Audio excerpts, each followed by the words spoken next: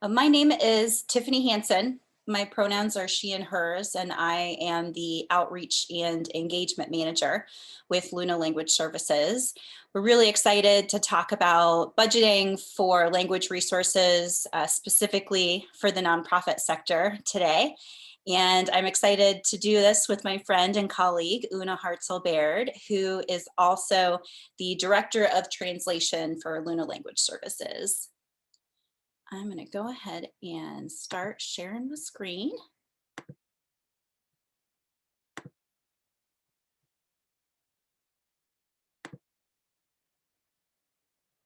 All right.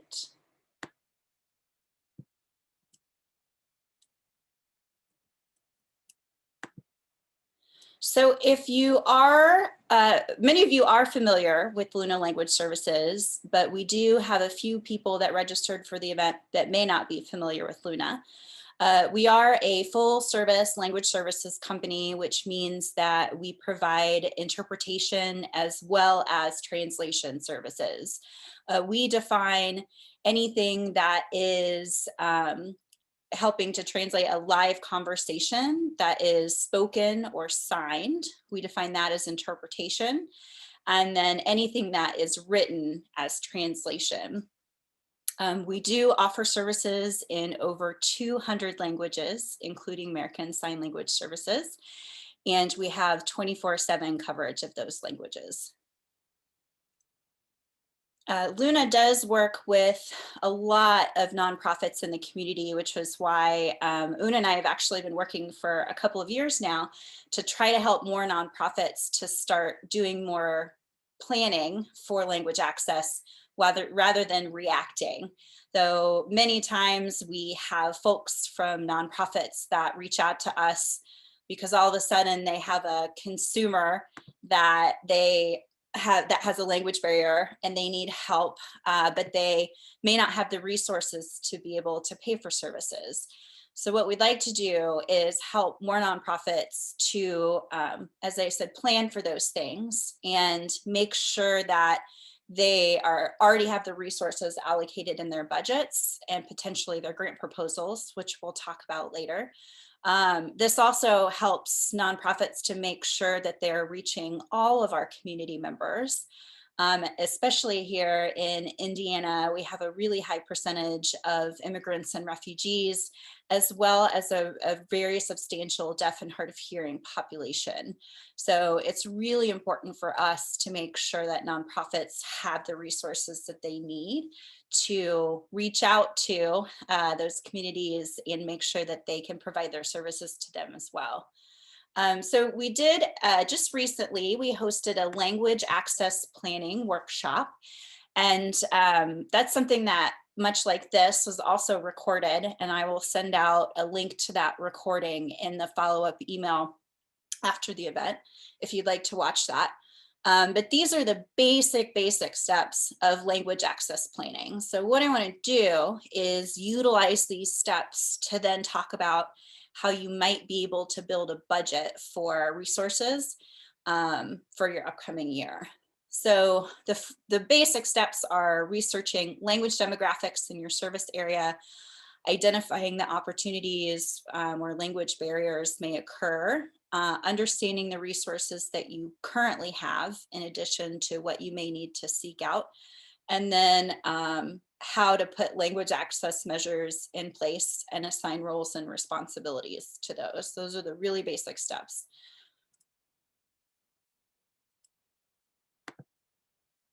So the first thing that we want to talk about is thinking about outlining specific goals for your organization as they relate to communicating with LEP or limited English proficient community members. And this is for budgeting purposes, but it could also be for strategic planning for your organization. So we're going to use data to do that. One of the things that I suggest doing, there's a website called lep.gov. I've got a few screenshots here. This website has a lot of really great information about language in the regions. You can see here on the screenshot on the right, You can actually go by county and click on the county, and you can't see it on this screen, but you can even it'll make a list of all of the different languages and the percentage of those languages in those counties. So it's really easy to get a snapshot of what languages may be in your region. That can give you an idea of who you may be serving and also who you may be missing, and what you might want to prioritize. So for the purposes of today, for my portion, I'm going to be talking a lot about interpreting services, and then our subject matter expert will be talking about translation services. But for the purposes of today, I pulled some data about how many non-English speakers in Marion County, which is here in the Indianapolis area, how many non-English speakers in Marion County live in poverty. You can see we have a high percentage of Spanish speakers here. And so for the purposes of basic budgeting for today, we're going to be talking about just this population, just for my segment of this. So I wanted to pull some numbers to give you an idea about how you might do this on your own. So if we're outlining the specific goal for your organization, then what we've done is I've taken the data we just saw, the total population in Marion County in 2010, which is when that data snapshot was in the previous slide, was approximately 905,000 people. The percentage of Marion County residents living in poverty in 2010 was 17.2%, and I took that information straight from the census. And that ended up being, taking those two numbers together, that would be about 155,700 people. And then when we take the information from the previous slide, the Spanish-speaking residents living in poverty in 2010 was approximately 13,900 people. So from those numbers together, we can see that the percentage of residents living in poverty who are Spanish-speaking is approximately 9%, and that was in 2010. So we're going to use this number to estimate if I was a nonprofit organization that is serving folks that are in poverty, and I think that 9% of the population of that group in our region is going to be Spanish speaking, then I'm going to focus on that for this coming year and budget for that. So the next thing that we want to do is identify communication pathways where language barriers may occur. I like to think about these in a couple of different buckets of communication. So the first is going to be outreach. We're actually trying to get folks to come to you for services.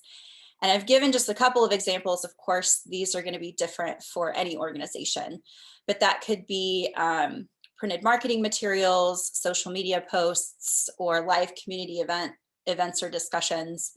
And then once you've reached out to people and they engage with you, that's kind of the second bucket of communication. And that could look like a customer service line, or a consumer assessment conversation, or maybe helping someone to complete a program application. The third bucket I like to think about is onboarding. So once you actually get a client and you've engaged with them and you're kind of onboarding them into your programs and services, that could be a discussion or maybe printed materials for explaining the benefits of your program, or just the materials for the program itself. And then the last bucket I like to think about is ongoing communications. So now you're actually providing the services, they're engaging with the program. What do those conversations or materials look like, and what might you need to help facilitate those? The next step is to understand the resources you currently have available, and then what you may need to reach out to an organization like Luna to be able to provide. So the first thing that you want to do is do an internal assessment of your bilingual employees. Language is something that can't be seen. And so understanding what the language diversity within your own team members is going to be really important to identifying people that can help you through this process of interacting with more people. When you're reaching out to an organization to help you with paid services, these are some of the services that are likely going to be pretty important for you to know about, just kind of the basic service lines. The first is one that I recommend for literally every organization to set up, and that is on-demand phone interpreting. This is a service where you essentially set up a language hotline. You can call in, provide your account information, and typically within less than a minute, you can be connected to interpreters for over 200 different languages. It's a really great resource because it's also really budget friendly. It's charged by the minute and you're only charged for usage. So it's a great backup if you are sending people out into the field to do home visits or things like that. They may run across someone who they need services for right then and there, and it's available right in their phone. This is also great for call center lines. If someone calls in, you didn't know that they were going to be calling, and so that way you're prepared to talk with folks in over 200 different languages whenever they reach out to your organization. So the basic pricing, this is Luna's pricing, is going to be $2 a minute for Spanish and $2.50 a minute for all other languages. And we'll be using these numbers here in just a few minutes. We also offer on-site interpreting, which is where a live interpreter, just like Andy, may come to your organization. This service is billed by the hour and has a 2-hour minimum. So this is going to be something for meetings that you've planned ahead of time, community events, things like that, where you already know that the person is going to be coming in and you can arrange to have someone join you. So the pricing here is $50 an hour for spoken languages and $60 an hour for American Sign Language. And again, this has a 2-hour minimum. So you want to note that. Virtual interpreting is exactly what our friend Andy is doing today. So you would have an interpreter join any kind of a Zoom meeting. We've had interpreters for online conferences, things like that. I do want to mention that for on-site interpreting and virtual interpreting, the pricing that's here are for basic appointments.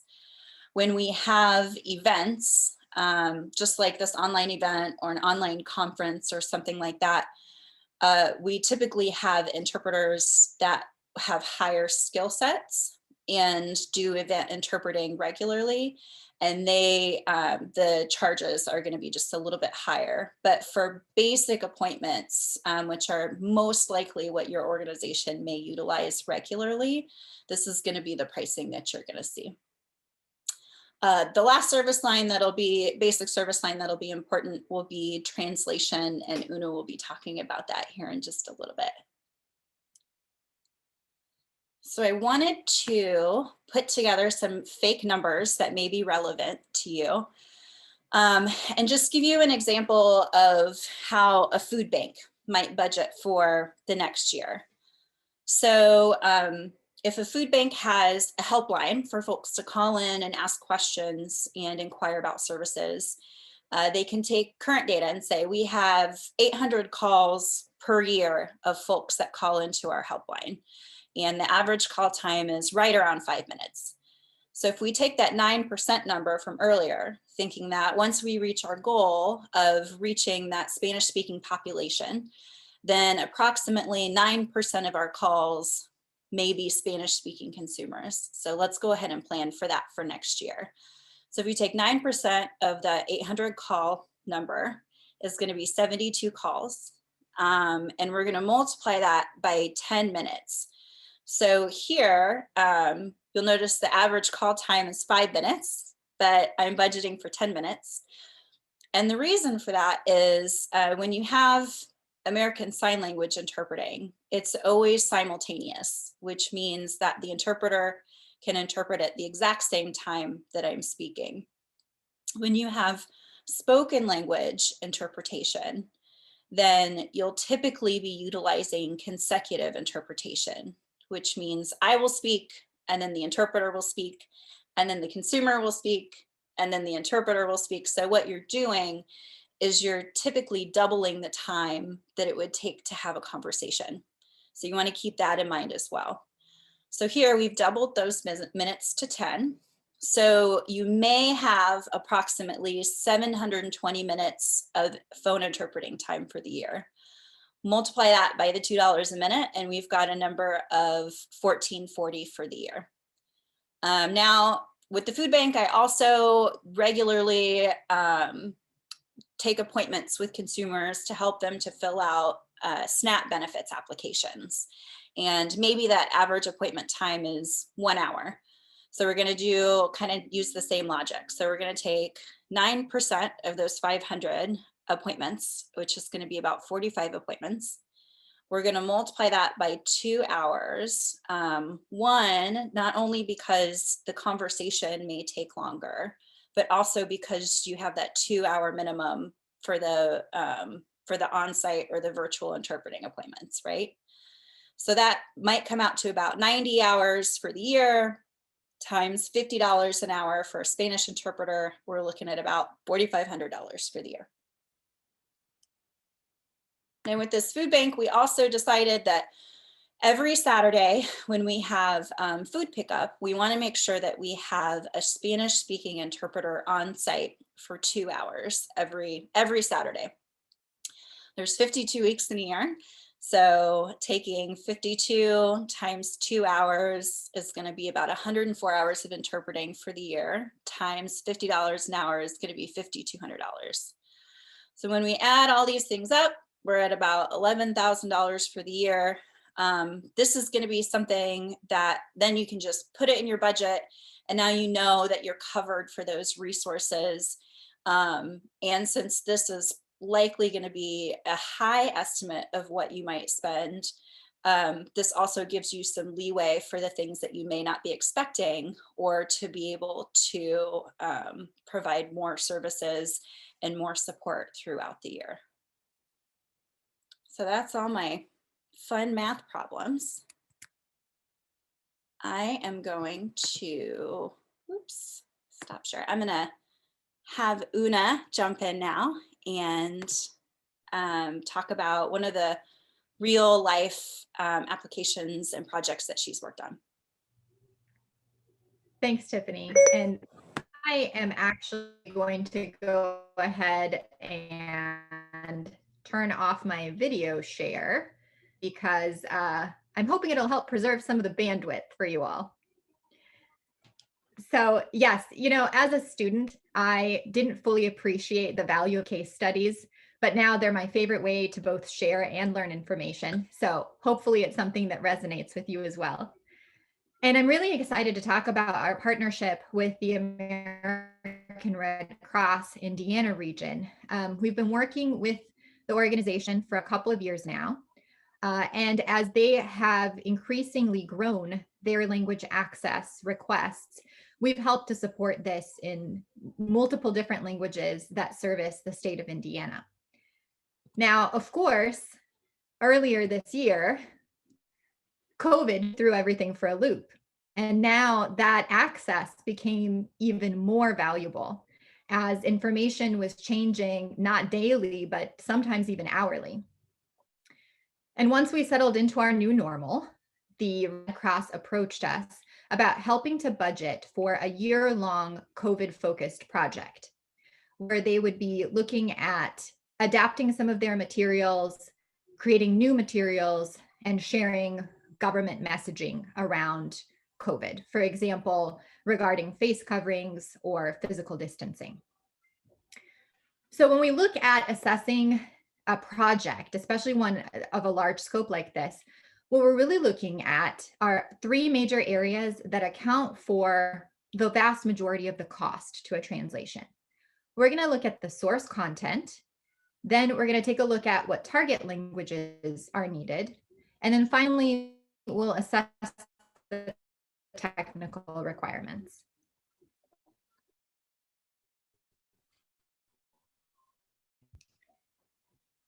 That we had 3 different buckets of content. There were things that we knew for sure. And then this included some of the training materials that the Red Cross already had. So we could easily assess any formatting needs as well as the word count volume. The next bucket, I can tell that I'm having a little bit of trouble. Is everybody still hearing me okay? Yeah, you're cutting in and out just a little bit, Una, but we can hear you now. Okay, technology never fails to fail us. So the second bucket were items that they had planned already, but they weren't executed yet. And so they had a really solid idea of what these projects would look like, but not necessarily anything solid that we could take a look at. So we used, for example, the amount of pages that one project would be as a way to estimate the final word count and potential formatting needs. And then our final bucket was an area that we needed to predict. So when it came to that external messaging, like the government messaging that they wanted to amplify, we took a look at the previous communications that had occurred during the pandemic and then approximated what pacing might be needed in order to create a good idea of the volume. Now, naturally, this isn't a perfect process, but our goal is always to make sure that we're budgeting a little bit more than we necessarily think will come around for some of those unexpected times where perhaps there's more than one announcement coming out or something changes about how a program is being delivered. The next part of the process in the planning was for us to assess which languages would be selected. And the Red Cross had an idea. They wanted 9 different languages to be included, including American Sign Language, which comes to be important when we look at the final aspect of the cost of a project, which is the technical requirements.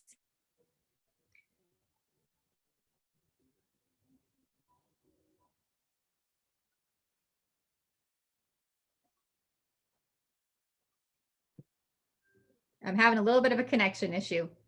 Okay. I can hear now once I see Andy moving, I know everything's okay.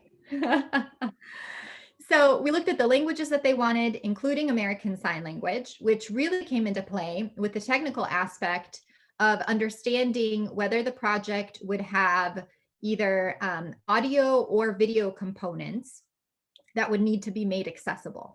And this would include translation of transcriptions, captions, subtitles, even dubbing in other languages, as well as video overlay of ASL interpreting. So for the Red Cross, this is a year-long project. And some of you may be in the position where you're looking to do similar things. Others might just be at the starting part of their journey of including language access.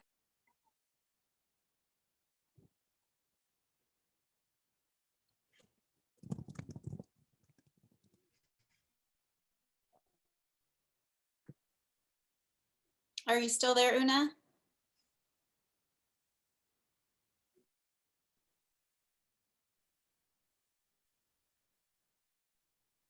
Yeah. Okay. There you go.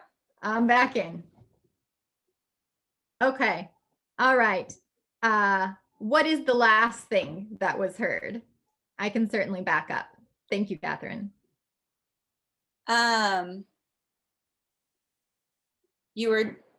You were just talking about, you were really just getting started. Brian made a good suggestion. He wondered if you might call in using the phone line. Oh, that is a good suggestion. I can definitely do that. Let me see. I probably need to give you that information. So hold on just a second. Actually, if I switch, I can do it from the screen. In fact,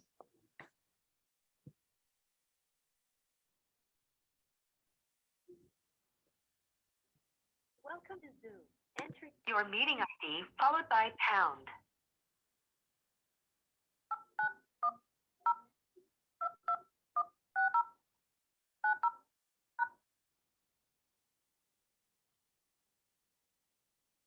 Enter your participant. You are in the meeting now. There are 16 participants in the meeting. This meeting is being recorded. Ah.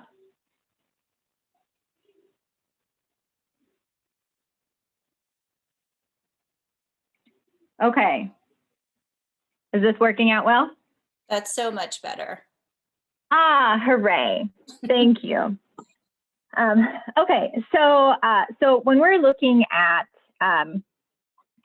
planning for a project like this, we looked at the different languages, and they had identified 9 different languages, including sign language. And the sign language really comes most into context for the technical aspect of the translation, where we looked at audio and video requirements. So because there were some videos present, we wanted to make sure that we also used an ASL interpreter video overlay so that it would be as accessible as possible to the deaf and hard of hearing communities. So some of you might be in the same place where you're looking at a large project. Others of you might just be starting to think about how language access works into your inclusion policies and resonates with the communities that you're serving. So let's walk through a few examples and a few things to consider when planning for your translation projects and language access. First, as Tiffany had shared already, you can use publicly available information to look at the languages spoken in your community and the areas that you serve. You can also take a look at your own intake forms. I know many organizations collect this data themselves as well. Next, we want to look at what are things that are legal requirements that would be important to translate. For example, we often talk about vital documents, which include intake forms, complaint forms, privacy notices, and a variety of other documents that could be critical to communicate effectively in another language. A broader question I like to ask is, when I'm looking at a document, if miscommunication occurs around this document, does that pose an additional liability to my organization? Next, let's consider some mosts, to say the least. So first, we want to consider, what are the most often used documents? What is going to get you the most mileage for your translation project? Next, we want to look at the most critical. And these two areas can overlap, because oftentimes those vital documents are a big piece of this. But critical translations might also be things that are time sensitive. Like, for example, if your organization needs to communicate a COVID exposure or weather-related closures or sudden program changes. And then finally, you want to think about a spectrum of most used and most general to those projects or those documents that are most specific. Now, once you've identified which projects you want to, which documents you want to share as part of the translation process, I've developed a handy mnemonic to remember all of the parts of the translation process that you'll need to assess. And because I am a child of the 90s and a big fan of the Goosebumps series, my mnemonic, of course, is R.L. Stein. I'm super proud of this, so I'd love to see all of your smiley faces in the chat for this one. So the first thing to consider is the documents that you're sharing. Are they just scanned PDFs? Will they need to be recreated, or do you have the raw editable files? This can change both the timeline and the cost of your project. Next, you want to take a look at localizing images. If the pictures and images that you're using aren't reflective of the community that you're serving, you can make a bigger impact by making more intentional choices around the faces that are featured in your documents. Then we can take a look at what source and target languages do you have. Typically, for most of us, the source language is going to be English. The target languages are an area where you can use some of those public resources to really figure out what it is that's going to make the biggest impact. Then consider your instructions for the translation team. Sometimes things are really simple, like an informational flyer for an event that you're hosting. Other times, you may want to be more specific about brand guidelines or maybe even terminology that may be used differently in your area of expertise than most people are familiar with. So providing glossaries and brand style guides is a big way to help your translation team. Then when you're looking at an estimate or of a project, double check that all applicable discounts are there. Many organizations will provide nonprofit discounts or volume discounts. Some may stack these discounts. Others may make you choose between one or the other. And then finally, what are your expectations for the project? Making sure that your expectations match the language agencies and everyone's on the same page is a huge part of a successful project. And there, if you do a Google search, you'll find thousands of language agencies from across our state, the country, and all around the world. And a key question is, how do you find the right fit?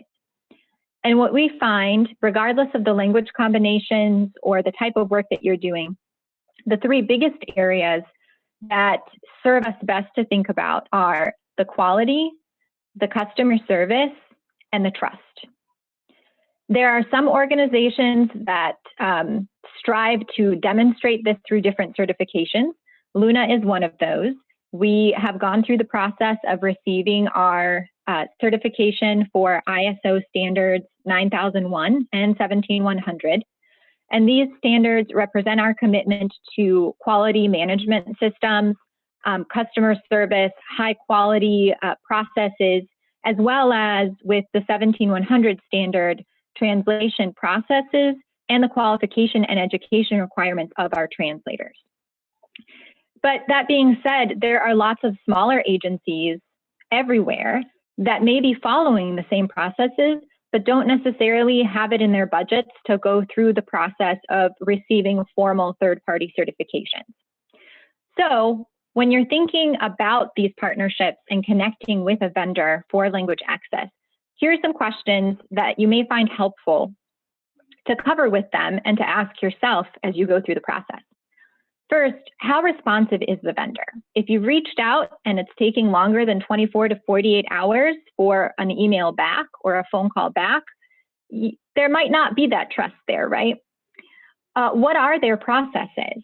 Explicitly ask what processes they follow when handling the work, because some may not be providing both editing and proofreading as part of their translation process. What services do they offer? Are they a translation-only agency? Will they also provide captioning services or voiceover work? Are there types of projects that they won't work with?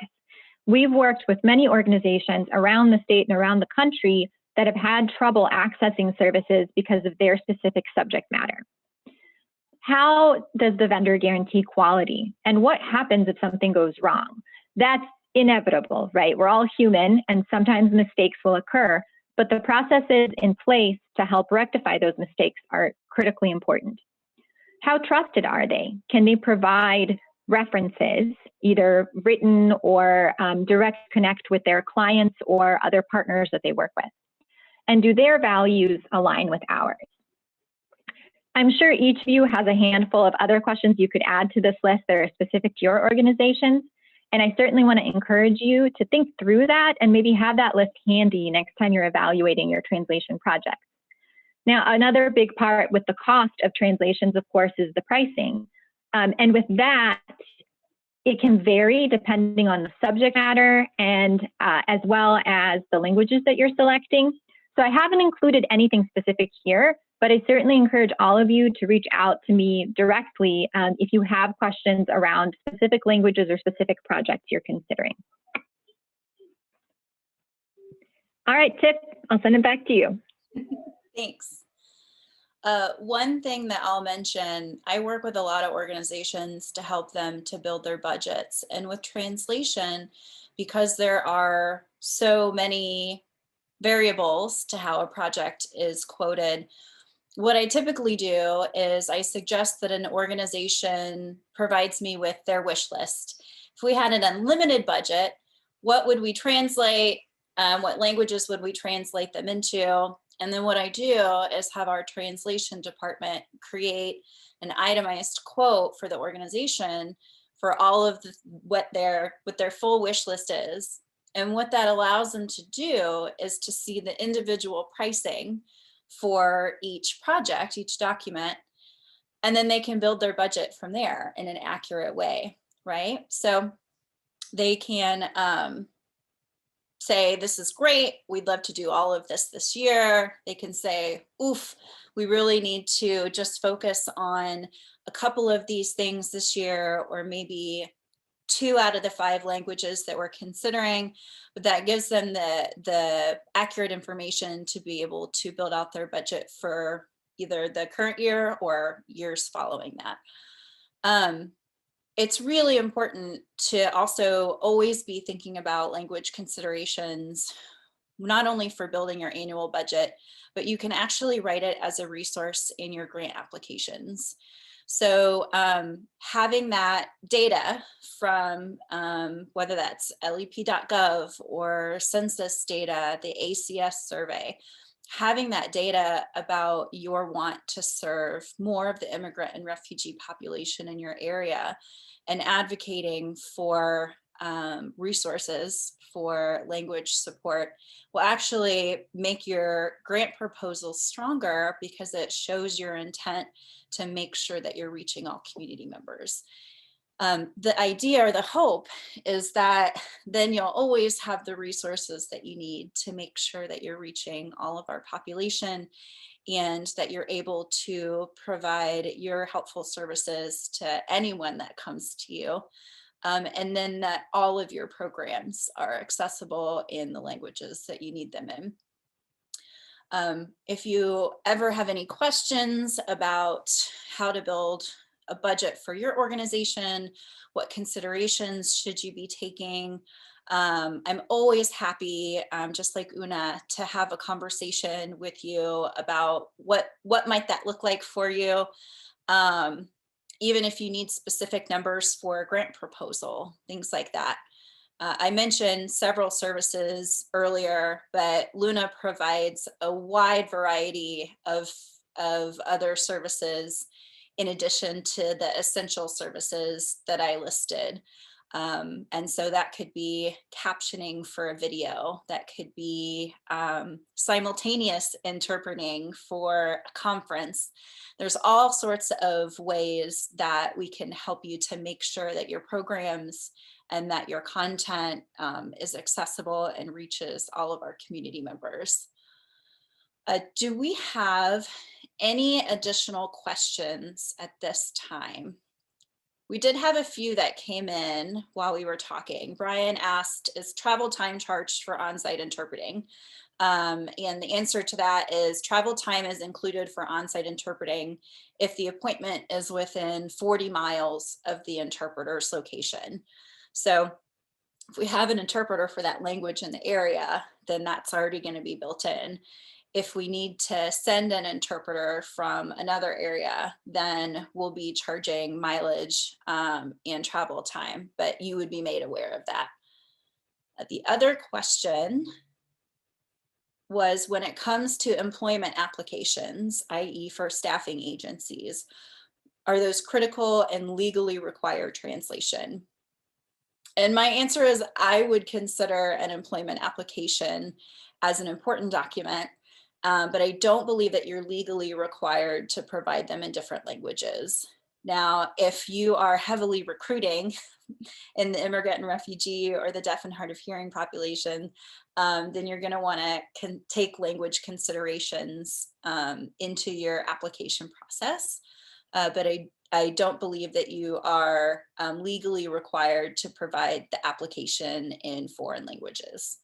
Under ADA law, you are required to provide interpreters for the deaf and hard of hearing community for them to work through the process of application and employment. But for as far as just the applications, you should be fine in English. And I think that's it. I will be sending out a follow-up email to everyone who registered, and it will have a link to the recording of this, in addition to a couple of helpful resources that I'll attach there for you. And then I'll also include the link to the language access planning workshop that we hosted 2 weeks ago, in case that would be helpful for you as well. And then if you have any additional questions, or if you'd like to schedule a one-on-one appointment with myself or Una to talk about your own organization and how you might be able to plan for the upcoming year, you can just respond right back to that email, and I'll be happy to set up a meeting with you. Una, do you have anything else you'd like to share? That's perfect. You really know how to wrap it up. Thank you all so much for attending. And again, I just want to emphasize, please feel free to reach out to us. We're more than happy to help. Yeah. All right. Enjoy your afternoon.